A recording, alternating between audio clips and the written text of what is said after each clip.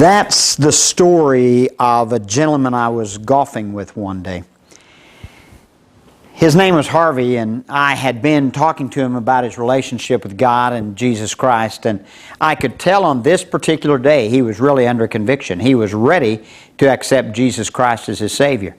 We finished the 7th hole, and we got ready to tee off on hole number 8, and he was so much under conviction.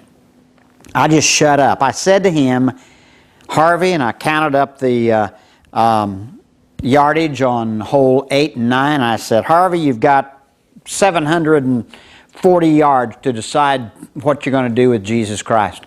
Well, he really began to sweat bullets.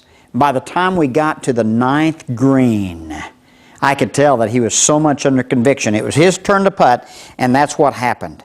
He putted, and it was a long putt, and he left it just about that far from the hole.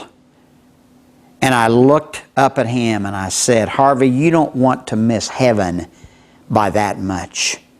And he said, what do I need to do? I'm ready to accept Jesus. And I want you to know, on a beautiful golf course, on a beautiful spring day, Harvey and I knelt down on the 9th green, and Harvey invited Jesus Christ into his life to be his personal Savior. Now listen very carefully. To be almost saved is to be totally lost. Let me say it again. To be almost saved is to be totally lost. Where do you stand with God today? How close are you to heaven?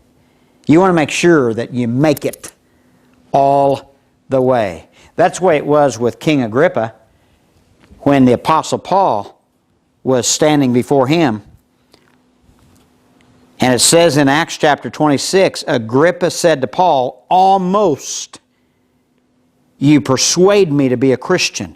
And Paul responded, I would to God that not only you, but also all that hear me this day were both almost and altogether such as I, except for these chains that I'm in.